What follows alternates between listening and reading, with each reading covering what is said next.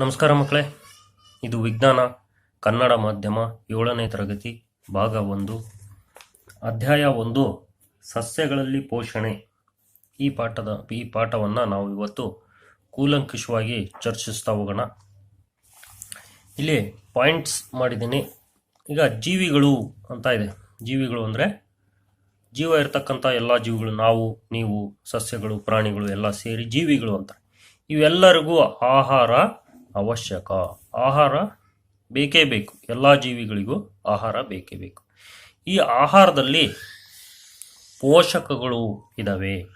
ಪೋಷಕಗಳು ಅಂದರೆ ಇಂಗ್ಲೀಷ್ನಾಗೆ ನ್ಯೂಟ್ರಿಯೆಂಟ್ಸ್ ಅಂತ ಕರೀತಾರೆ. ಇವನ್ನ ಆಹಾರದ ಘಟಕಗಳು ಅಂತ ನೀವು 6ನೇ ಕ್ಲಾಸ್ನಾಗೆ ಅಲ್ಲೇ ಅಭ್ಯಾಸ ಮಾಡಿದಿರಿ. ಈ ಆಹಾರದಲ್ಲಿರ್ತಕ್ಕಂಥ ಪೋಷಕಗಳು ಯಾವ್ಯಾವು ಮಕ್ಕಳೇ? ನಿಮ್ಗಾಲೇ 6ನೇ ಕ್ಲಾಸ್ನಾಗ ಗೊತ್ತಿದೆ. ಯಾವ್ಯಾವ ಹೇಳ್ರಿ?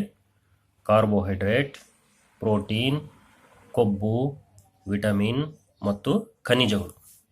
ಇವೆಲ್ಲ ನ್ಯೂಟ್ರಿಯೆಂಟ್ಸ್ ಅಂತಾರೆ, ಪೋಷಕಗಳು. ಇವೆಲ್ಲ ನಮ್ಮ ದೇಹಕ್ಕೆ ಬೇಕೇ ಬೇಕು, ಅವಶ್ಯಕ. ಇವೆಲ್ಲ ಯಾಕೆ ಬೇಕು?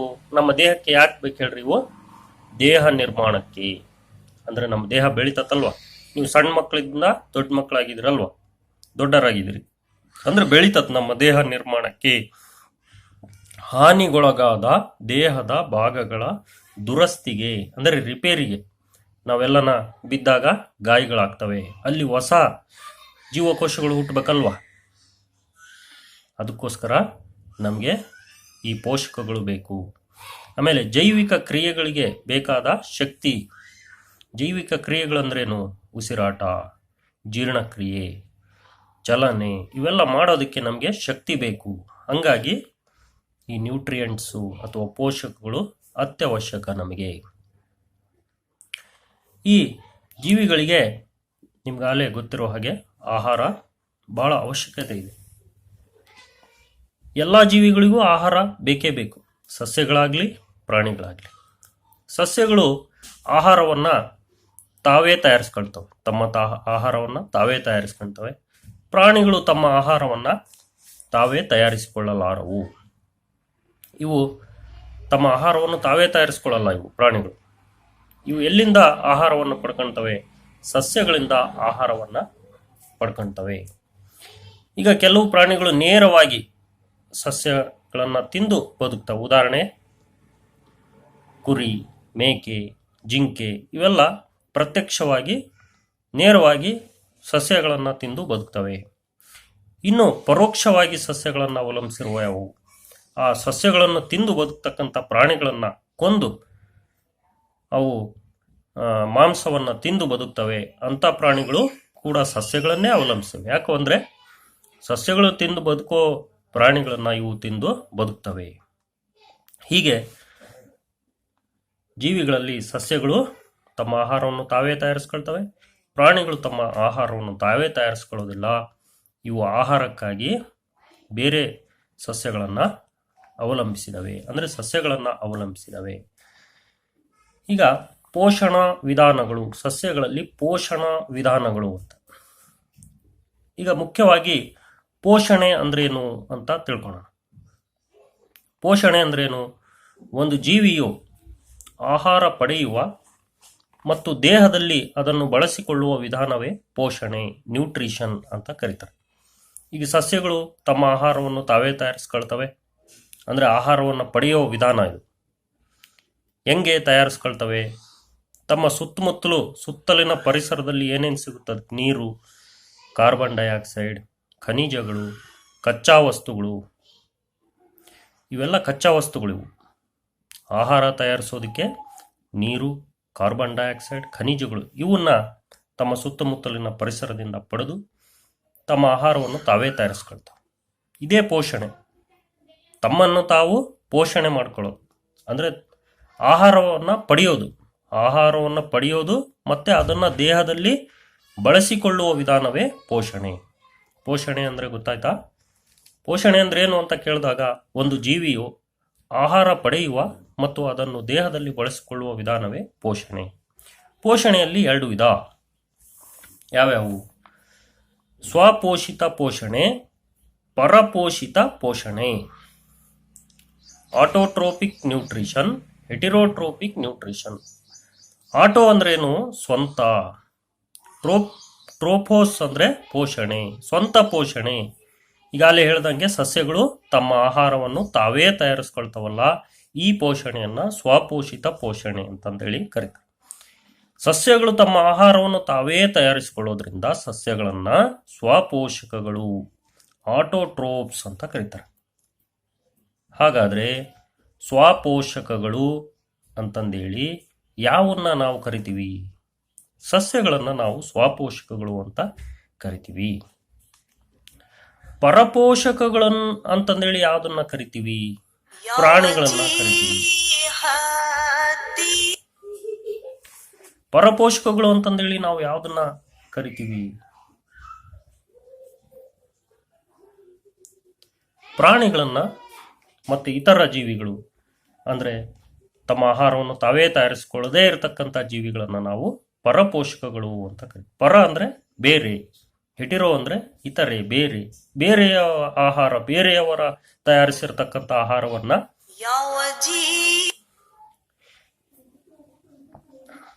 ಬೇರೆಯವರು ತಯಾರಿಸಿರ್ತಕ್ಕಂಥ ಆಹಾರವನ್ನ ಪಡ್ಕೊಳ್ಳೋದೆ ಪರಪೋಷಣೆ.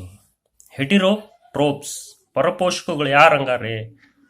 ಪ್ರಾಣಿಗಳು, ಮನುಷ್ಯರು, ಎಲ್ಲ ಪ್ರಾಣಿಗಳು, ಎಮ್ಮೆ, ಎತ್ತು, ಕೋಣ, ಸಿಂಹ, ಇವೆಲ್ಲವೂ ಪರಪೋಷಕಗಳು.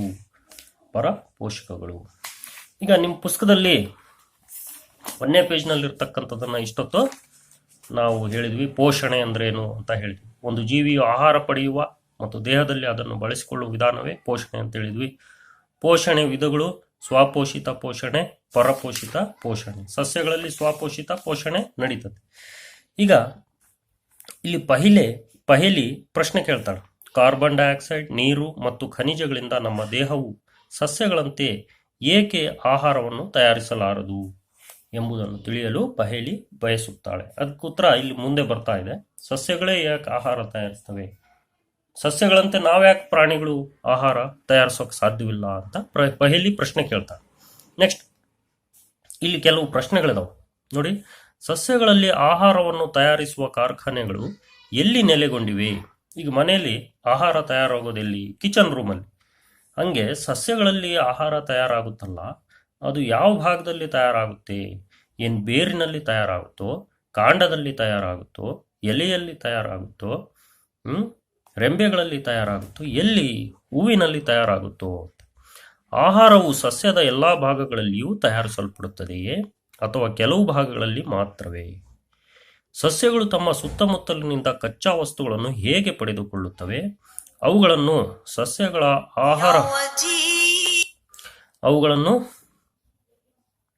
ಸಸ್ಯಗಳ ಆಹಾರ ತಯಾರಿಕಾ ಕಾರ್ಖಾನೆಗಳಿಗೆ ಹೇಗೆ ಸಾಗಿಸುತ್ತವೆ?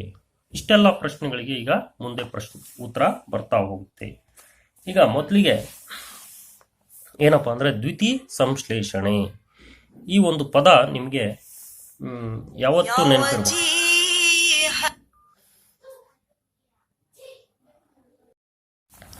ಈ ದ್ಯುತಿ ಸಂಶ್ಲೇಷಣೆ ಅನ್ನೋ ಪದ ನಿಮ್ಮ ಒಂದು ಮೈಂಡ್ನಲ್ಲಿ ಹಂಗೆ ಉಳಿದು ಬಿಡ್ಬೇಕು. ದ್ಯುತಿ ಸಂಶ್ಲೇಷಣೆ ಇದು ಬರೆಯೋದಕ್ಕೂ ಭಾಳ ಸುಲಭವಾಗಿ ಬರ್ಬೇಕು, ನಿಮಗೆ ಓದೋಕ್ಕೂ ಸುಲಭವಾಗಿ. ದ್ಯುತಿ ಸಂಶ್ಲೇಷಣೆ ಅಂತ ಒಂದು 5-6 ಸಾರಿ ಹೇಳ್ಕೊಂಡ್ಬಿಡಿ ಮಕ್ಕಳೇ. ಈಗ ದ್ಯುತಿ ಸಂಶ್ಲೇಷಣೆ ಕ್ರಿಯೆ ಅಂತಾರೆ ಇದನ್ನ. ಇದು ಸಸ್ಯಗಳಲ್ಲಿ ನಡೀತಕ್ಕಂಥ ಕ್ರಿಯೆ. ನೀವು ಈಗಾಗಲೇ ಹೇಳ್ದ ಹಾಗೆ ಸಸ್ಯಗಳು ತಮ್ಮ ಆಹಾರವನ್ನು ತಾವೇ ತಯಾರಿಸ್ಕೊಳ್ತಾವಲ್ಲ, ಆ ಕ್ರಿಯೆಯನ್ನೇ ದ್ಯುತಿ ಸಂಶ್ಲೇಷಣೆ ಕ್ರಿಯೆ ಅಂತ ಕರೀತಾರೆ. ಈ ಕ್ರಿಯೆಯ ಬಗ್ಗೆ ಈಗ ವಿವರಣೆ. ಈಗ ಕೆಲವು ಪ್ರಶ್ನೆಗಳನ್ನು ನಾವು ಪುಸ್ತಕದಲ್ಲಿ ಓದಿದ್ವಿ. ಮೊದಲನೇ ಪ್ರಶ್ನೆ, ಸಸ್ಯಗಳಲ್ಲಿ ಎಲ್ಲಿ ಆಹಾರ ತಯಾರಾಗುತ್ತೆ ಅಂತ. ಸಸ್ಯಗಳಲ್ಲಿ ಆಹಾರ ತಯಾರಿಸುವ ಭಾಗ ಯಾವುದು? ಎಲೆಗಳು ಆಹಾರ ತಯಾರಿಸ್ತವೆ. ಹಾಗಾಗಿ ಎಲೆಗಳಲ್ಲಿ ಆಹಾರ ತಯಾರಾಗೋದ್ರಿಂದ ಎಲೆಗಳಿಗೆ ಏನು ತಲುಪಬೇಕು? ಕಚ್ಚಾ ವಸ್ತುಗಳು ತಲುಪಬೇಕು. ಕಚ್ಚಾ ವಸ್ತುಗಳು ಯಾವ ಹೇಳ್ರಿ? ನೀರು, ಖನಿಜಗಳು, ಕಾರ್ಬನ್ ಡೈಆಕ್ಸೈಡ್. ಇವು ನೀರು ಮತ್ತು ಖನಿಜಗಳು ಎಲ್ಲಿಂದ ಹೀರಿಕೆಯಾಗ್ತವೆ? ಮಣ್ಣಿನಲ್ಲಿನ ಬೇರುಗಳಿಂದ ಹೀರಿಕೆಯಾಗಿ ಎಲ್ಲಿಗೆ ತಲುಪ್ತವೆ? ಎಲ್ಲಿಗೆ ತಲುಪ್ತವೆ. ಮತ್ತು ಕಾರ್ಬನ್ ಡೈಆಕ್ಸೈಡ್ ಎಲ್ಲಿಂದ ಸಿಗುತ್ತೆ ಸಸ್ಯಗಳಿಗೆ? ಗಾಳಿಯಲ್ಲಿರುತ್ತೆ. ಗಾಳಿಯಲ್ಲಿರ್ತಕ್ಕಂಥ ಕಾರ್ಬನ್ ಡೈಆಕ್ಸೈಡ್ ಎಲೆಗಳ ಮೇಲ್ಮೈನಲ್ಲಿರುವ ಸೂಕ್ಷ್ಮ ರಂಧ್ರಗಳ ಮೂಲಕ, ಸೂಕ್ಷ್ಮ ರಂಧ್ರಗಳು ಅಂದರೆ ಅವನ್ನ ಪತ್ರ ರಂಧ್ರಗಳು ಅಂತ ಕರೀತಾರೆ. ಪತ್ರ ಅಂದರೆ ಎಲೆ, ಎಲೆಯಲ್ಲಿರ್ತಕ್ಕಂಥ ರಂಧ್ರಗಳು, ಇವುಗಳ ಮೂಲಕ ಕಾರ್ಬನ್ ಡೈಆಕ್ಸೈಡು ಒಳಕ್ಕೆ ಹೋಗುತ್ತೆ, ಎಲೆಯ ಒಳಕ್ಕೆ ಎಲೆಗೆ ತಲುಪ್ತದೆ. ಯಾಕಂದ್ರೆ ದ್ಯುತಿಸಂಶ್ಲೇಷಣೆ ಕ್ರಿಯೆ ನಡಿಬೇಕಲ್ಲ.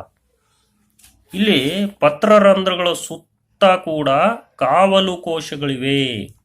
ಈಗ ನಿಮ್ಮ ಪುಸ್ತಕದಲ್ಲಿ ಚಿತ್ರ ಇದೆ ನೋಡ್ರಿ, ಇದು ಎಲೆಯ ಅಡ್ಡಛೇದದ ಚಿತ್ರ, ಅಡ್ಡ ಸೀಳಿಕೆ ಮಾಡಿದಾರೆ. ಇದು ಬರಿಗಣ್ಣಿಗೆ ಕಾಣಲ್ಲ ಮಕ್ಕಳೇ, ಇದು ಸೂಕ್ಷ್ಮದರ್ಶಕದಲ್ಲಿ ನೋಡಿ ಇದನ್ನ ಬಿಡಿಸಿರೋದು. ನೋಡಿ ಇಲ್ಲಿ ಜಾಗ ಇದೆ, ಇಲ್ಲೂ ಜಾಗ ಇದೆ. ಈ ಜಾಗದೊಳಗೆ ಹೋಗಕ್ಕೆ ಇಲ್ಲಿ ರಂಧ್ರ ಇದೆ ನೋಡ್ರಿ, ಇದನ್ನೇ ಪತ್ರರಂಧ್ರ ಅಂತ ಕರೆಯೋದು. ಈ ಪತ್ರರಂಧ್ರದ ಮೂಲಕ ಗಾಳಿ ಒಳ ಹೋಗುತ್ತೆ. ಗಾಳಿಯಲ್ಲಿರ್ತಕ್ಕಂಥ ಕಾರ್ಬನ್ ಡೈಆಕ್ಸೈಡ್ನ ಈ ಒಂದು ಎಲೆಯಲ್ಲಿರ್ತಕ್ಕಂಥ ಕೋಶಗಳು ನೋಡಿ, ಇಲ್ಲಿ ಸುತ್ತ ಇರ್ತಕ್ಕಂಥವು ಕಾವಲು ಕೋಶಗಳು, ಇವೆಲ್ಲ ಮಾಮೂಲಿ ಕೋಶಗಳು, ಇವೆಲ್ಲ ಇಂಗಾಲ ಡೈಆಕ್ಸೈಡ್ನ ಬಳಸ್ಕೊಳ್ತವೆ. ಒಳಗೆ ಗಾಳಿ ಬಂದಿರುತ್ತಲ್ಲ. ಇಲ್ಲಿ ನೋಡ್ರಿ ಕ್ಲೋರೋಫಿಲ್ ಅಂತ. ಕ್ಲೋರೋಫಿಲ್ ಅಂದ್ರೇನು? ಇದು ಹಸಿರು ವರ್ಣಕ. ನೀವೆಲ್ಲ ಪತ್ರ ಹರಿತ್ತು ಅಂತ ಓದಿರ್ತೀರಿ. ಇದು ನೀವು ಚಿತ್ರ ನೋಡಿದ್ರಿ, ಎಲೆ, ಇದು ಎಲೆಯ ಅಡ್ಡಛೇದ, ಇದು ಪತ್ರರಂಧ್ರ. ಇದು ಪತ್ರರಂಧ್ರದ ಸುತ್ತ ಏನಿದಾವೆ? ಕಾವಲು ಕೋಶಗಳು ಇದಾವೆ. ಓಕೆ ಮಕ್ಕಳೇ, ಈಗ ಜೀವಕೋಶಗಳ ವಿವರಣೆ ಅಂತಿದೆ. ಇಲ್ಲಿ ನಿಮಗೆ ಜೀವಕೋಶಗಳು ಚಿತ್ರ ಕೊಟ್ಟಿದ್ದಾನೆ. ಜೀವಕೋಶಗಳು ಅಂದರೆ ಸಸ್ಯಗಳಲ್ಲೂ ಇರ್ತವೆ, ಪ್ರಾಣಿಗಳಲ್ಲೂ ಇರ್ತವೆ. ನೋಡ್ರಿ, ಜೀವಿಗಳ ದೇಹವು ಜೀವಕೋಶ ಸೆಲ್ಗಳೆಂಬ ಸೂಕ್ಷ್ಮ ಘಟಕಗಳಿಂದ ರಚನೆಯಾಗಿದೆ. ನೀವು ಕಟ್ಟಡ ಕಟ್ಟಿರೋದು ನೋಡಿದ್ರಲ್ಲ, ಕಟ್ಟಡ ಕಟ್ಟೋದು ಯಾವುದರಿಂದ? ಇಟ್ಟಿಗೆಗಳಿಂದ ಕಟ್ತಾರೆ. ಒಂದ್ರ ಮೇಲೆ ಇಟ್ಕೊಂಡು ಹಂಗೇನೆ ಜೀವಿಗಳ ದೇಹನು ಜೀವಕೋಶಗಳು ಅನ್ನೋ ಒಂದ್ರ ಮೇಲೆ ಇಟ್ಕೊಂಡು ನೋಡಿ ಇಲ್ಲಿ ಹೆಂಗೆ ಜೋಡಿಸಿದ್ದಾರೆ, ಆ ರೀತಿ ನಮ್ಮ ಎಲ್ಲಾ ದೇಹಗಳು ಜೋಡಣೆ ಆಗಿವೆ. ಅವನ್ನ ಜೀವಕೋಶಗಳು ಅಂತ ಕರೀತಾರೆ. ನಮ್ಮ ದೇಹವು, ಜೀವಿಗಳ ದೇಹವು ಯಾವುದರಿಂದ ಮಾಡಲ್ಪಟ್ಟಿದೆ? ಜೀವಕೋಶಗಳಿಂದ ಮಾಡಲ್ಪಟ್ಟಿದೆ, ಸೆಲ್ಗಳಿಂದ ಮಾಡಲ್ಪಟ್ಟಿದೆ. ಇವನ್ನ ನಾವು ಬರಿಗಣ್ಣಗೆ ನೋಡಕ್ ನೋಡ್ರಿ, ಕೈನಲ್ಲಿ ಮಸ್ತ್ ಬಹಳ ಜೀವಕೋಶಗಳದಾವ. ಇವ್ ನೋಡಕ್ಕೆ ಸಾಧ್ಯವಿಲ್ಲ, ಸೂಕ್ಷ್ಮದರ್ಶಕದಿಂದ ಮಾತ್ರ ನೋಡಬಹುದು. ಯಾವುದೇ ಒಂದು ಜೀವಕೋಶ ಅಂದ್ರೆ ಅದ್ರ ಸುತ್ತ ಪೊರೆ ಇರುತ್ತೆ, ಅದನ್ನ ಕೋಶ ಪೊರೆ ಅಂತಾರೆ. ಒಳಗಿರ್ತಕ್ಕಂಥ ಎಲ್ಲಾ ದ್ರವ್ಯವನ್ನ ಸೈಟೋಪ್ಲಾಸಮ್ ಅಥವಾ ಕೋಶ ದ್ರವ್ಯ ಅಂತ ಕರೀತಾರೆ. ನೋಡ್ರಿ, ಸೈಟೋಪ್ಲಾಸಮ್ ಕೋಶ ದ್ರವ್ಯ ಅಂತ ಕರೀತಾರೆ. ಒಳಗೆ ಇದನ್ನ ನ್ಯೂಕ್ಲಿಯಸ್ ಅಂತ ಕರೀತಾರೆ. ಇದನ್ನ ಕೋಶ ಕೇಂದ್ರ ಅಂತಾನು ಕರೀತಾರೆ, ನ್ಯೂಕ್ಲಿಯಸ್. ಇಲ್ಲಿ ನೋಡ್ರಿ, ಇಷ್ಟು ಈ ಜೀವಕೋಶಗಳ ವಿವರಣೆ. ಈಗ ಮುಂದಕ್ಕೆ ಹೋಗೋಣ ಮಕ್ಕಳೇ. ಈಗ ಬೂಜೋ ಕೇಳಿದ ಪ್ರಶ್ನೆ ಅಂತ. ಬೂಜೋ ಏನು ಕೇಳ್ತಾನೆ ಪ್ರಶ್ನೆ? ಬೇರು ಹೀರಿಕೊಂಡ ನೀರು ಮತ್ತೆ ಖನಿಜಗಳು ಎಲೆಗಳನ್ನು ಹೇಗೆ ತಲುಪ್ತವೆ ಎಂಬುದನ್ನು ತಿಳಿಯಲು ಬೂಜೋ ಬಯಸುತ್ತಾನೆ. ಈಗ ಕಾಂಡ ನೋಡಿದ್ರೆ ಅಷ್ಟು ಗಟ್ಟಿ ಇರುತ್ತೆ, ಎಲೆಗಳಲ್ಲಿ ಬೇರಿನಿಂದ ಬಂದಿರತಕ್ಕಂಥ ನೀರು ಹೆಂಗೆ ಅದು ನೀರು ತಲುಪುತ್ತೆ ಮೇಲಕ್ಕೆ ಅಂತ ಅವನು ಕೇಳ್ತಾನೆ. ಇಲ್ಲಿ ಮೊದಲಿಗೆ ಬೇರು ಹೀರ್ಕೊಂಡಿರ್ತಕ್ಕಂಥ ನೀರು ಮತ್ತೆ ಖನಿಜ ಕಾಂಡ ತಲುಪುತ್ತೆ, ಕಾಂಡದಿಂದ ರೆಂಬೆಯಿಂದ ಎಲೆಗೆ ತಲುಪ್ತದೆ. ಅಲ್ಲಿಂದ ಅಲ್ಲಿಗೆ ವೆಸಲ್ಸ್ ಅಂತಂದೇಳಿ ಕೊಳವೆ ಮಾರ್ಗ ಇರ್ತಾವ. ಕೊಳವೆ ಮಾರ್ಗ, ಈ ಕೊಳವೆ ಮಾರ್ಗದ ಮೂಲಕ ಬೇರು ಹೀರ್ಕೊಂಡಿರ್ತಕ್ಕಂಥ ನೀರು ಮತ್ತೆ ಖನಿಜ ಎಲೆಗೆ ತಲುಪುತ್ತೆ. ಬೇರು ಎಲ್ಲಿರುತ್ತೆ? ಕೆಳಗೆ, ಭೂಮಿ ಕೆಳಗಿರುತ್ತೆ. ಎಲೆ ಎಲ್ಲಿರ್ತವೆ? ಆಕಾಶದಲ್ಲಿ ಹರಡ್ಕೊಂಡಿರ್ತಾವ. ನೋಡ್ರಿ, ಬೇರಿನಿಂದ ಎಲೆಗೆ ಕೊಳವೆ ಮಾರ್ಗದ ಮೂಲಕ. ನಮಗೆ ಅವು ಕಾಣಲ್ಲ, ನೀವು ಮುಂದಿನ ತರಗತಿಗಳಲ್ಲಿ ನೋಡ್ತೀರಿ. ಸೈಲಮ್ ಮತ್ತು ಫ್ಲೋಯಮ್ ಅನ್ನೋ ಒಂದು ಕೊಳವೆ ಮಾರ್ಗಗಳು ಇರ್ತಾವೆ ಸಸ್ಯಗಳಲ್ಲಿ. ಅಂಥ ಒಂದು ಕೊಳವೆ ಮಾರ್ಗಗಳ ಮೂಲಕ ನೀರು ಮತ್ತು ಖನಿಜಗಳು ಎಲೆಗಳಿಗೆ ಸಾಗಿಸಲ್ಪಡ್ತವೆ. ಈ ಸಾಗಾಣಿಕೆ ಬಗ್ಗೆನೇ ಒಂದು ಪಾಠ ಇದೆ ನಿಮಗೆ, ಅಧ್ಯಾಯ 11. ಅದರಲ್ಲಿ ನೀವು ಇನ್ನೂ ಹೆಚ್ಚಿಗೆ ಸಾಗಾಣಿಕೆ ಪಾಠದ ಬಗ್ಗೆ ಕಲಿತೀರಿ. ಈಗ ಪಹೇಲಿ ಅನ್ನೋದು ಒಂದು ಹುಡುಗಿ ಪುಸ್ತಕದಲ್ಲಿ ಏನೋ ಹೇಳ್ತದ, ಎಲೆಗಳು ಆಹಾರವನ್ನು ಸಂಶ್ಲೇಷಿಸಬಲ್ಲವು, ಆದರೆ ಸಸ್ಯದ ಇತರ ಭಾಗಗಳಿಗೆ ಇದು ಸಾಧ್ಯವಿಲ್ಲದಿರಲು ಎಲೆಗಳಲ್ಲಿ ಇರುವ ಅಂತಹ ವಿಶೇಷತೆ ಏನು ಎಂಬುದನ್ನು ಪಹೇಲಿ ತಿಳಿಯಬಯಸುತ್ತಾಳೆ. ಅಂದರೆ ಎಲೆಗಳಲ್ಲೇ ಯಾಕೆ ತಯಾರಾಗಬೇಕು? ಕಾಂಡ, ಬೇರು, ಇವು ಹೂವು, ಹಣ್ಣು, ಇವುಗಳಲ್ಲಿ ಯಾಕೆ ಎಲೆ ಆಹಾರ ತಯಾರಾಗೋದಿಲ್ಲ? ಏನೈತಿ ಎಲೆಗಳಲ್ಲಿ ಅಂತ ಪಹೇಲಿ ಕೇಳಿದ ಪ್ರಶ್ನೆಗೆ ಇಲ್ಲೈತಿ ಉತ್ತರ. ಎಲೆಗಳಲ್ಲಿ ಏನೈತಪ್ಪ ಅಂದರೆ ಕ್ಲೋರೋಫಿಲ್ ಇದೆ. ಪತ್ರ ಹರಿತು ಅಂತ ನಾವು ಸಣ್ಣ ಮಕ್ಕಳಿದ್ದಾಗ ಗಟ್ಟಿ ಹೊಡಿತಿದ್ವಿ, ಪತ್ರ ಹರಿತು ಅಂತ. ಈಗ ಇಂಗ್ಲೀಷ್ನಾಗೆ ಕ್ಲೋರೋಫಿಲ್, ಅದನ್ನೇ ಕನ್ನಡದಲ್ಲೂ ಕೊಟ್ಟಿದ್ದಾರೆ. ಕ್ಲೋರೋಫಿಲ್ ಅಂದ್ರೇನು? ಅದು ಹಸಿರು ವರ್ಣಿಕೆ. ಎಲೆಗಳು ಹಸಿರಾಗಿರ್ತವೆ. ಆ ಹಸಿರಾಗಿರೋದಕ್ಕೆ ಕಾರಣ ಅದರಲ್ಲಿರ್ತಕ್ಕಂಥ ಹಸಿರು ವರ್ಣಿಕೆ ಕ್ಲೋರೋಫಿಲ್. ಈ ಕ್ಲೋರೋಫಿಲ್ ಏನ್ ಮಾಡುತ್ತೆ? ಸೂರ್ಯನ ಬೆಳಕಿನ ಶಕ್ತಿಯನ್ನ ಹಿಡಿದಿಟ್ಟುಕೊಳ್ಳುವ ಸಾಮರ್ಥ್ಯ ಇದಕ್ಕಿದೆ. ಈ ಸೂರ್ಯನ ಬೆಳಕಿನ ಶಕ್ತಿ ಏನ್ ಮಾಡುತ್ತೆ? ಕಾರ್ಬನ್ ಡೈಆಕ್ಸೈಡ್, ಗಾಳಿಯಿಂದ ಆ ಪತ್ರರಂಧ್ರಗಳ ಮೂಲಕ ಒಳಗೆ ಬಂದಿರೋ ಕಾರ್ಬನ್ ಡೈಆಕ್ಸೈಡು ಮತ್ತೆ ಬೇರ್ನಿಂದ ಬಂದಿರತಕ್ಕಂಥ ನೀರು ಇವೆರಡರ ಸಂಶ್ಲೇಷಣೆ ಮಾಡುತ್ತೆ. ಸಂಶ್ಲೇಷಣೆ ಅಂದ್ರೆ ಕೂಡಿಸುತ್ತೆ, ಇವೆರಡನ್ನು ಕೂಡಿಸಿ ತಯಾರು ಮಾಡುತ್ತೆ. ಇದನ್ನೇ ದ್ಯುತಿ ಸಂಶ್ಲೇಷಣೆ ಕ್ರಿಯೆ ಅನ್ನೋದು. ದ್ಯುತಿ ಅಂದ್ರೆ ಏನು? ಬೆಳಕು. ಸಂಶ್ಲೇಷಣೆ ಅಂದ್ರೆ ತಯಾರಿಸೋದು. ಅಂದ್ರೆ ಸೂರ್ಯನ ಬೆಳಕಿನ ಶಕ್ತಿಯಿಂದ ತಯಾರಾಗುತ್ತೆ ಆಹಾರ. ಈ ಒಂದು ದ್ಯುತಿ ಸಂಶ್ಲೇಷಣೆ ಕ್ರಿಯೆ ಇದು ಭೂಮಿ ಮೇಲೆ ನಡೀತಕ್ಕಂಥ ವಿಶಿಷ್ಟ ಪ್ರಕ್ರಿಯೆ. ಇದು ಬಹಳ ಮಹತ್ವ ಐತಿದು.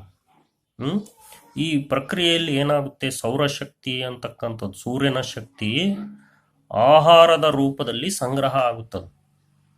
ಅಂದ್ರೆ ನಾವು ಆಹಾರ ತಿಂತೀವಲ್ಲ, ಅದರಲ್ಲಿ ಸೂರ್ಯನ ಶಕ್ತಿನೇ ಇರೋದು. ಅಂದ್ರೆ ಏನ್ ಹೇಳ್ಬೋದು ನಾವು? ಸೌರಶಕ್ತಿ ಎಲ್ಲಾ ಜೀವಿಗಳಿಗೂ ಶಕ್ತಿಯ ಮೂಲ ಆಕಾರ. ಈಗ ನಾನಿಲ್ಲಿ ಪಾಠ ಮಾಡ್ತಾ ಇದ್ದೀನಿ, ಶಕ್ತಿ ಬಂದಿದೆ ನಾನು ಆಹಾರ ಉಂಡು. ಮತ್ತೆ ಯಾವ ಶಕ್ತಿಯಿಂದ ನಾನು ಪಾಠ ಮಾಡ್ತಾ ಇದ್ದೀನಿ? ಆಹಾರದ ಶಕ್ತಿನೇ. ಆಹಾರದಲ್ಲಿ ಯಾವ ಶಕ್ತಿ ಇದೆ? ಸೌರಶಕ್ತಿ ಇದೆ. ಅಂದ್ರೆ ಎಲ್ಲಾ ಶಕ್ತಿಗಳ ಮೂಲನು ಸೌರಶಕ್ತಿನೇ. ಸೂರ್ಯ ಇಲ್ಲ ಅಂದ್ರೆ ಏನೂ ಇಲ್ಲ, ಯಾವ ಶಕ್ತಿನೂ ಇಲ್ಲ, ನಾವು ಇಲ್ಲ, ನೀವು ಇಲ್ಲ. ಅದೇ ರೀತಿ ಸೌರಶಕ್ತಿಯಿಂದ ನಡೆಯೋದು ಯಾವುದು? ದ್ಯುತಿ ಸಂಶ್ಲೇಷಣೆ ಕ್ರಿಯೆ. ದ್ಯುತಿ ಸಂಶ್ಲೇಷಣೆ ಕ್ರಿಯೆ ಇಲ್ಲ ಅಂದ್ರೆ ಭೂಮಿ ಮೇಲಿನ ಯಾವ ಜೀವಿಗಳಿಗೂ ಆಹಾರ ಸಿಗೋದಿಲ್ಲ. ನಮಗೂ ಸಿಗೋದಿಲ್ಲ, ನಿಮಗೂ ಸಿಗೋದಿಲ್ಲ. ಈಗ ಅನ್ನ ಉಂಡಿದ್ದೀನಿ, ಅಕ್ಕಿ ಸಿಗೋದಿಲ್ಲ. ಅಕ್ಕಿ ಸಿಗ್ಲಿಲ್ಲ ಅಂದ್ರೆ ಅನ್ನ ಸಿಗ್ತದ? ಹಿಂಗೆ ಸಸ್ಯಗಳು ದ್ಯುತಿ ಸಂಶ್ಲೇಷಣೆ ಕ್ರಿಯೆ ನಡೆಸಲಿಲ್ಲ, ಆಹಾರ ತಯಾರಿಸಲಿಲ್ಲ ಅಂದ್ರೆ ಈ ಭೂಮಿ ಮೇಲೆ ಯಾವ ಜೀವಿಗಳು ಉಳಿಯೋದಿಲ್ಲ. ಜೊತೆಗೆ ಈ ಇನ್ನೊಂದು ಪ್ರಾಮುಖ್ಯತೆ ಏನು ದ್ಯುತಿ ಸಂಶ್ಲೇಷಣೆದು ಅಂದ್ರೆ ಇದು ಆಕ್ಸಿಜನ್ ಅನ್ನ ಬಿಡುಗಡೆ ಮಾಡುತ್ತದೆ. ಈ ದ್ಯುತಿ ಸಂಶ್ಲೇಷಣೆ ಕ್ರಿಯೆ ನಡಿಬೇಕಾದ್ರೆ ಆಕ್ಸಿಜನ್ ಬಿಡುಗಡೆ ಆಗುತ್ತೆ. ಈ ಆಕ್ಸಿಜನ್ ಯಾರಿಗೆ ಬೇಕು? ನಮಗೆ, ನಿಮಗೆ, ಎಲ್ಲಾ ಪ್ರಾಣಿಗಳಿಗೂ ಬೇಕು. ನಾವೆಲ್ಲ ಉಸಿರಾಡ್ತೀವಿ, ಹೌದೋ ಇಲ್ಲ? ಉಸಿರಾಡೋದಕ್ಕೆ ಏನ್ ಬೇಕು? ಆಕ್ಸಿಜನ್ ಬೇಕು. ಈ ಆಕ್ಸಿಜನ್ ಅನ್ನ ಇದು ದ್ಯುತಿ ಸಂಶ್ಲೇಷಣೆ ಕ್ರಿಯೆ ಬಿಡುಗಡೆ ಮಾಡುತ್ತೆ. ಈಗ ನೋಡ್ರಿ, ಕೊರೋನಾ ಸಮಯದಲ್ಲಿ ಆಕ್ಸಿಜನ್ ಇಲ್ಲ ಅಂತ ಸಾಯ್ತದಾರ ಜನ. ಯಾಕಂದ್ರೆ ಅವ್ರಿಗೆ ಈಗ ಡೈರೆಕ್ಟ್ ಆಕ್ಸಿಜನ್ ಬೇಕು. ಆದರೆ ಇಂಡೈರೆಕ್ಟ್ ಆಗಿ ನಮಗೆ ಗಾಳಿಯಲ್ಲಿ ಆಕ್ಸಿಜನ್ ಇದೆ, ಅದರಿಂದ ನಾವು ಬದುಕ್ತಾ ಇದ್ದೀವಿ. ಆ ದೇವರು ನಮಗೆ ಎಷ್ಟು ಬೇಕೋ ಅಷ್ಟು ಆಕ್ಸಿಜನ್ ಕೊಟ್ಟು ನಮಗೆ ಬಿಟ್ಬಿಟ್ಟಿದ್ದಾನೆ. ಇರಲಿ, ಈಗ ದ್ಯುತಿ ಸಂಶ್ಲೇಷಣೆ ಕ್ರಿಯೆ ಪ್ರಾಮುಖ್ಯತೆ ಗೊತ್ತಾಯ್ತಲ್ಲ. ನೋಡ್ರಿ, ಸೂರ್ಯನಿಲ್ಲದೆ ಏನೂ ಇಲ್ಲ, ಯಾವ ಶಕ್ತಿನೂ ಇಲ್ಲ, ಎಲ್ಲ ಕತ್ಲಾಗ್ಬಿಡ್ತದೆ, ನಾವು ಬದುಕದೇ ಇಲ್ಲ. ಅದೇ ರೀತಿ ದ್ಯುತಿ ಸಂಶ್ಲೇಷಣೆ ಕ್ರಿಯೆ ಇಲ್ಲದೆ ಇದ್ರೂ ಕೂಡ ನಾವು ಬದುಕೋಕೆ ಸಾಧ್ಯವಿಲ್ಲ. ನಾವು ಬಹಳ ಒಂಥರ ಶಕ್ತಿ ಇಲ್ದರ್ ನಾವು. ನೋಡ್ರಿ, ಮಣ್ಣಿಲ್ದೆ ನಾವು ಬದುಕಲ್ಲ, ಗಾಳಿ ಇಲ್ಲದೆ ಬದುಕಲ್ಲ, ನೀರಿಲ್ಲದೆ ಬದುಕಲ್ಲ, ಸೂರ್ಯನಿಲ್ಲದೆ ಬದುಕಲ್ಲ, ದ್ಯುತಿ ಸಂಶ್ಲೇಷಣೆ ಕ್ರಿಯೆ ಇಲ್ಲದೆ ಬದುಕಲ್ಲ. ಇವೆಲ್ಲ ನಾವು ಬದುಕೋದಕ್ಕೋಸ್ಕರ ಆ ದೇವರು ಕೊಟ್ಟಿರ್ತಕ್ಕಂಥ ಒಂದು ಕೊಡುಗೆಗಳಿವು. ಈಗ ಮುಂದಕ್ಕೆ ಹೋಗೋಣ. ಎಲೆಗಳಲ್ಲಿ ಮಾತ್ರ ತಯಾರಾಗುತ್ತಾ ಆಹಾರ? ಕಾಂಡಗಳಲ್ಲೂ ತಯಾರಾಗುತ್ತೆ. ಎಂಥ ಕಾಂಡಗಳು? ಹಸಿರು ಕಾಂಡಗಳು ಹಸಿರು ರೆಂಬೆಗಳಿರ್ತಾವಲ್ಲ ಅಂಥದ್ರಲ್ಲಿ ದ್ಯುತಿ ಸಂಶ್ಲೇಷಣೆ ಕ್ರಿಯೆ ನಡೆಯುತ್ತದೆ, ಆಹಾರ ತಯಾರಾಗ್ತದೆ. ನೋಡಿ, ಮರುಭೂಮಿ ಸಸ್ಯಗಳು ನೋಡಿದಿರ, ಅವು ಕ್ಯಾಕ್ಟಸ್ ಅಂತ ಕರೀತಾರೆ, ಪಾಪಾಸು ಕಳ್ಳಿ ಅಂತ ನೀವು ಹೇಳ್ತೀರಿ. ಅದರಲ್ಲಿ ಎಲೆಗಳು ಮುಳ್ಳುಗಳ ರೂಪದಲ್ಲಿರ್ತವೆ, ಹಂಗಾಗಿ ಎಲೆಗಳು ತಯಾರಿಸೋದಿಲ್ಲ ಆಹಾರನ, ಕಾಂಡಗಳು ತಯಾರಿಸ್ತವೆ. ಆ ಹಸಿರು ಹಸಿರು ದಪ್ಪ ಇರ್ತಾವಲ್ಲ ಆ ಕಾಂಡಗಳು ದ್ಯುತಿ ಸಂಶ್ಲೇಷಣೆ ಕ್ರಿಯೆ ನಡೆಸಿ ಆಹಾರ ತಯಾರು ಮಾಡ್ತವೆ.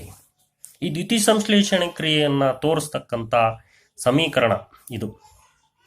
ಕಾರ್ಬನ್ ಡೈಆಕ್ಸೈಡ್ ಪ್ಲಸ್ ನೀರು, ಇವನ್ನ ಯಾವ ಶಕ್ತಿ ಸಂಶ್ಲೇಷಿಸೋದು? ಸೂರ್ಯನ ಬೆಳಕು. ಸೂರ್ಯನ ಬೆಳಕನ್ನು ಹಿಡಿದಿಡೋದು ಯಾವುದು? ಕ್ಲೋರೋಫಿಲ್ ಎಂಬ ಹಸಿರು ವರ್ಣಿಕೆ. ಇಲ್ಲಿ ಏನು ಉತ್ಪತ್ತಿ ಆಗುತ್ತೆ? ಕಾರ್ಬೋಹೈಡ್ರೇಟ್ ಉತ್ಪತ್ತಿ ಆಗುತ್ತೆ, ಪ್ಲಸ್ ಆಕ್ಸಿಜನ್ನು ಗಾಳಿಗೆ, ವಾತಾವರಣಕ್ಕೆ ಬಿಡುಗಡೆ ಆಗ್ತದೆ. ಈ ಕಾರ್ಬೋಹೈಡ್ರೇಟು ಏನು ನಾವು ತಯಾರಾಗುತ್ತೆ, ನಾವು ಆಹಾರ ತಯಾರಾಗುತ್ತೆ ಅಂತ ಹೇಳಿದ್ವಿ. ಆದರೆ ಮೊದಲೇ ಕಾರ್ಬೋಹೈಡ್ರೇಟ್ ತಯಾರಾಗುತ್ತೆ. ಆಹಾರದಲ್ಲಿರ್ತಕ್ಕಂಥ ಪೋಷಕಗಳಲ್ಲಿ ಇದು ಒಂದು. ಎಲ್ಲ ಪೋಷಕಗಳು ತಯಾರಾಗಲ್ಲ, ಇಲ್ಲಿ ಮೊದಲೇ ಕಾರ್ಬೋಹೈಡ್ರೇಟ್ ತಯಾರಾಗುತ್ತೆ. ಈ ಕಾರ್ಬೋಹೈಡ್ರೇಟು ಪಿಷ್ಟವಾಗಿ ಪರಿವರ್ತನೆಯಾಗಿ ಎಲೆಯಲ್ಲಿ ಸಂಗ್ರಹವಾಗುತ್ತೆ. ನೀವು ಅಯೋಡಿನ್ ಪರೀಕ್ಷೆ 6ನೇ ಕ್ಲಾಸ್ನಾಗ ನಡೆಸಿರ್ಬೋದು. ಆ ಅಯೋಡಿನ್ ಪರೀಕ್ಷೆಯಲ್ಲಿ ಎಲೆಯಲ್ಲಿ ಪಿಷ್ಟವಿದೆ ಅಂತಂದೇಳಿ ನಾವು ಒಂದು ಪ್ರಯೋಗ ನಡೆಸಿದ್ವಿ. ಅಂದರೆ ಕಾರ್ಬೋಹೈಡ್ರೇಟು ಪಿಷ್ಟವಾಗಿ ಪರಿವರ್ತನೆಯಾಗಿ ಎಲೆಯಲ್ಲಿ ಸಂಗ್ರಹವಾಗಿರ್ತದೆ. ಅದ್ರ ಜೊತೆಗೆ ಹಸಿರೇ ಇರ್ಬೇಕಂತೇನಿಲ್ಲ. ಎಲೆ ಕೆಂಪು ಎಲೆ ಆಗಿರ್ಬೋದು, ಕಂದು ಎಲೆ ಆಗಿರ್ಬೋದು, ಬೇರೆ ಬೇರೆ ಬಣ್ಣದ ಎಲೆಗಳು ಆಗಿರ್ಬೋದು, ಅವು ಕೂಡ ಏನ ದ್ಯುತಿ ಸಂಶ್ಲೇಷಣೆ ಕ್ರಿಯೆ ನಡೆಸ್ತವೆ ಅಂತ ಹೇಳಲಾಗುತ್ತೆ. ನೋಡ್ರಿ, ಈ ಬೇರೆ ಬೇರೆ ಬಣ್ಣದ ಎಲೆಗಳು ಇವೇನ್ ಮಾಡಿದಾವೆ? ಹಸಿರು ಬಣ್ಣವನ್ನ ಮರೆ ಮಾಡಿರ್ತವೆ. ಆ ಹಸಿರು ವರ್ಣಿಕೆ ಎಲ್ಲೂ ಇರುತ್ತೆ, ಕ್ಲೋರೋಫಿಲ್ ಇರುತ್ತೆ. ಆ ಕ್ಲೋರೋಫಿಲ್ನಿಂದ ಆಹಾರ ತಯಾರು ಮಾಡ್ತವೆ. ಇಂಥ ಎಲೆಗಳು ಕೂಡ ಆಹಾರ ತಯಾರು ಮಾಡ್ತವೆ. ಈಗ ನಿರಂತರವಾಗಿ ನೀರು ಬೀಳುವ ಜಾಗ ಅಂದ್ರೆ ಈ ನಲ್ಲಿಗಳಿರ್ತಾವಲ್ಲ, ನಲ್ಲಿಗಳ ಹತ್ರ ಅವಾಗ ಯಾವಾಗಲೂ ನೀರು ಬೀಳ್ತಾ ಇರ್ತದೆ. ಅಂತ ಒಂದು ಜಾಗಗಳಲ್ಲಿ ಹಸಿರು ಬಣ್ಣದ ತೇಪೆ ಅಂದ್ರೆ ಪ್ಯಾಚ್ಗಳು, ಇವುಗಳನ್ನ ನಾವು ಶೈವಲ, ಆಲ್ಗೆ ಅಂತಂದೇಳಿ ಕರಿತೀವಿ. ಇವು ಕೂಡ ಹಸಿರಾಗಿರೋದ್ರಿಂದ ದ್ಯುತಿ ಸಂಶ್ಲೇಷಣೆ ಕ್ರಿಯೆಯಿಂದ ಆಹಾರ ತಯಾರಿಸ್ಕೊಳ್ತವೆ. ಈಗ ಬಹುಮುಖ್ಯವಾಗಿ ನಿಮಗೆ ಗೊತ್ತಿರಲ್ಲ, ದ್ಯುತಿ ಸಂಶ್ಲೇಷಣೆ ಕ್ರಿಯೆಯಿಂದ ಆಹಾರ ತಯಾರಾಗುತ್ತೆ ಅಂತ ಹೇಳ್ತೀವಿ. ಅದರಲ್ಲಿ ಮುಖ್ಯವಾಗಿ ಮೊದಲೇ ಕಾರ್ಬೋಹೈಡ್ರೇಟ್ ತಯಾರಾಗುತ್ತೆ. ಈ ಕಾರ್ಬೋಹೈಡ್ರೇಟ್ನಲ್ಲಿ ಏನೇನಿರುತ್ತೆ? ಕಾರ್ಬನ್ ಇರುತ್ತೆ, ಹೈಡ್ರೋಜನ್ ಇರುತ್ತೆ, ಆಕ್ಸಿಜನ್ ಇರುತ್ತೆ. ಇವೆಲ್ಲ ಸೇರಿ ಕಾರ್ಬೋಹೈಡ್ರೇಟ್ ಆಗಿರುತ್ತೆ. ಈ ಒಂದು ಕಾರ್ಬನ್, ಹೈಡ್ರೋಜನ್, ಆಕ್ಸಿಜನ್ಗಳಿಂದ ಸಸ್ಯಗಳು ಏನು ಮಾಡ್ತವೆ? ಕೊಬ್ಬನ್ನ ತಯಾರು ಮಾಡ್ತವೆ. ಮೊದಲೇ ತಯಾರಾಗೋದು ಕಾರ್ಬೋಹೈಡ್ರೇಟ್, ಆಮೇಲೆ ಕೊಬ್ಬು ತಯಾರು ಮಾಡ್ತವೆ, ಆಮೇಲೆ ಪ್ರೋಟೀನ್ ತಯಾರಾಗ್ಬೇಕು. ನಮಗೆ ಪ್ರೋಟೀನ್ ತಯಾರಾಗೋದಕ್ಕೆ ಇವುಗಳ ಜೊತೆಗೆ ನೈಟ್ರೋಜನ್ ಬೇಕು. ನೈಟ್ರೋಜನ್ ಸಸ್ಯಗಳು ಹೆಂಗೆ ಅವನ್ನ ಬಳಸ್ಕೊಂತವೆ? ಗಾಳಿಯಲ್ಲಿ ನೈಟ್ರೋಜನ್ ಹೇರಳವಾಗಿದೆ, ಆದರೆ ಗಾಳಿಯಲ್ಲಿರ್ತಕ್ಕಂಥ ನೈಟ್ರೋಜನನ್ನು ಸಸ್ಯಗಳು ನೇರವಾಗಿ ಹೀರ್ಕೊಳಲ್ಲ. ಮತ್ತೆ ಹೆಂಗೆ ಅವು ಸಿಗ್ತದೆ ಅದಕ್ಕೆ ಅಂದರೆ, ಮಣ್ಣಿನಲ್ಲಿ ಕೆಲವು ನಿರ್ದಿಷ್ಟ ಬ್ಯಾಕ್ಟೀರಿಯಾಗಳಿರ್ತಾವೆ. ಉದಾಹರಣೆ ರೈಜೋಬಿಯಂ ಅಂತ ಹೆಸರು ಕೇಳಿರ್ಬೋದು. ಈ ಒಂದು ಬ್ಯಾಕ್ಟೀರಿಯಾ ಏನು ಮಾಡ್ತವೆ? ಈ ನೈಟ್ರೋಜನನ್ನು ಮಣ್ಣಿಗೆ ತರ್ತವೆ. ಮಣ್ಣಿನಲ್ಲಿ ಆ ನೈಟ್ರೋಜನನ್ನು ಫಿಕ್ಸೇಷನ್ ಮಾಡ್ತಾವೆ. ಜೊತೆಗೆ ನೈಟ್ರೋಜನ್ ಯುಕ್ತ ಗೊಬ್ಬರಗಳು ಕೂಡ ರೈತರು ಹಾಕ್ತಾರೆ. ಇಂಥ ಒಂದು ನೈಟ್ರೋಜನನ್ನು ಸಸ್ಯಗಳು ಹೀರ್ಕೊಂಡು ಈ ನೈಟ್ರೋಜನನ್ನು ಪಡ್ಕೊಂಡು ಪ್ರೋಟೀನನ್ನು ತಯಾರಿಸ್ತವೆ. ನೋಡ್ರಿ, ದ್ಯುತಿ ಸಂಶ್ಲೇಷಣೆ ಕ್ರಿಯೆಯಿಂದ ನೇರವಾಗಿ ಪ್ರೋಟೀನ್ ತಯಾರಾಗಲ್ಲ, ಕಾರ್ಬೋಹೈಡ್ರೇಟ್ ತಯಾರಾಗುತ್ತೆ. ಕಾರ್ಬೋಹೈಡ್ರೇಟ್ನಿಂದ ಕೊಬ್ಬು, ಆಮೇಲೆ ಅದೇ ಕಾರ್ಬೋಹೈಡ್ರೇಟ್ನಿಂದ ಪ್ರೋಟೀನ್. ಅದಕ್ಕೆ ನೈಟ್ರೋಜನ್ ಬೇಕು. ನೈಟ್ರೋಜನನ್ನು ಮಣ್ಣಿನಿಂದ ಹೀರ್ಕೊಂಡು ಪ್ರೋಟೀನ್ ತಯಾರು ಮಾಡ್ತವೆ, ಜೊತೆಗೆ ವಿಟಮಿನ್ ಕೂಡ ತಯಾರು ಮಾಡ್ತವೆ. ಹೀಗೆ ದ್ಯುತಿ ಸಂಶ್ಲೇಷಣೆ ಕ್ರಿಯೆಯ ಮೊದಲನೇ ಉತ್ಪನ್ನ ಯಾವುದು? ಕಾರ್ಬೋಹೈಡ್ರೇಟ್. ಆಮೇಲೆ ಬೇರೆ ಪೋಷಕಗಳು ಕೂಡ ಅವು ತಯಾರಾಗ್ತವೆ. ಇಷ್ಟು ಮಕ್ಕಳೇ ದ್ಯುತಿ ಸಂಶ್ಲೇಷಣೆ ಕ್ರಿಯೆ ಬಗ್ಗೆ. ಮುಖ್ಯವಾಗಿ ಏನು ಕೇಳ್ತಾರೆ ನಿಮಗೆ? ದ್ಯುತಿ ಸಂಶ್ಲೇಷಣೆ ಕ್ರಿಯೆ ಅಂದ್ರೆ ಏನು ಅಂತ ಕೇಳ್ತಾರೆ. ಅದಕ್ಕೆ ಉತ್ತರ ಏನು? ಹಸಿರು ಸಸ್ಯಗಳು ಸೂರ್ಯನ ಬೆಳಕಿನ ಶಕ್ತಿಯ ಸಹಾಯದಿಂದ, ಕ್ಲೋರೋಫಿಲ್ ಇರ್ತಕ್ಕಂಥ ಹಸಿರು ಸಸ್ಯಗಳು ಸೂರ್ಯನ ಬೆಳಕಿನ ಶಕ್ತಿಯ ಸಹಾಯದಿಂದ ಕಾರ್ಬನ್ ಡೈಆಕ್ಸೈಡ್ ಮತ್ತು ನೀರನ್ನು ಸಂಶ್ಲೇಷಣೆಗೊಳಿಸಿ ಆಹಾರವನ್ನು ತಯಾರಿಸುತ್ತವೆ. ಈ ಆಹಾರ ತಯಾರಿಸಬೇಕಾದ್ರೆ ಆಕ್ಸಿಜನ್ ಬಿಡುಗಡೆ ಆಗುತ್ತೆ. ಇದನ್ನೇ ನಾವು ದ್ಯುತಿ ಸಂಶ್ಲೇಷಣೆ ಕ್ರಿಯೆ ಅಂತಂದೇಳಿ ಕರಿತೀವಿ. ನಿಮ್ಮದೇ ಆಗಿರ್ತಕ್ಕಂಥ ಭಾಷೆಯಲ್ಲಿ ಇವೆಲ್ಲ ಪಾಯಿಂಟ್ಸ್ ಬರೋ ಹಾಗೆ ನೀವು ಬರೆದ್ರೆ ದ್ಯುತಿ ಸಂಶ್ಲೇಷಣೆ ಕ್ರಿಯೆ ಅಂತ ಹೇಳ್ಬೋದು. ಇದ್ರ ಪ್ರಾಮುಖ್ಯತೆ ಕೇಳ್ತಾರೆ. ಪ್ರಾಮುಖ್ಯತೆಯನ್ನು ದ್ಯುತಿ ಸಂಶ್ಲೇಷಣೆ ಕ್ರಿಯೆ ಇಲ್ಲದೆ ಯಾವ ಜೀವಿಗಳಿಗೂ ಆಹಾರ ಸಿಗೋದಿಲ್ಲ. ಆಮೇಲೆ ಎಲ್ಲ ಜೀವಿಗಳು ಬದುಕುಳಿಯಲು ಬೇಕಾದ ಆಕ್ಸಿಜನ್ನು ದ್ಯುತಿ ಸಂಶ್ಲೇಷಣೆ ಕ್ರಿಯೆಯಿಂದ ಬಿಡುಗಡೆ ಆಗುತ್ತೆ. ಇದೇ ಇದರ ಮಹತ್ವ. ಪೋಷಣೆ ಅಂದ್ರೇನು ಅಂತ ಕೇಳ್ತಾರೆ. ಒಂದು ಜೀವಿಯು ಆಹಾರ ಪಡೆಯುವ ಮತ್ತು ದೇಹದಲ್ಲಿ ಅದನ್ನು ಬಳಸಿಕೊಳ್ಳುವ ವಿಧಾನವೇ ಪೋಷಣೆ ಅಂತಂದ ಹೇಳಿ ನಾವು ಹೇಳ್ಬೋದು. ಇಷ್ಟು ಮಕ್ಕಳೇ, ಇದನ್ನು ಕೇಳಿ ನಿಮಗೆ ಈ ಒಂದು ವಿಡಿಯೋ ಲೈಕ್ ಆಗಿದ್ದರೆ ಒಂದು ಲೈಕ್ ಮಾಡಿ, ಶೇರ್ ಮಾಡಿ ಮಕ್ಕಳೇ, ಸಬ್ಸ್ಕ್ರೈಬ್ ಆಗಿ ಮತ್ತು ಕಾಮೆಂಟ್ ಮಾಡಿ ಮಕ್ಕಳೇ.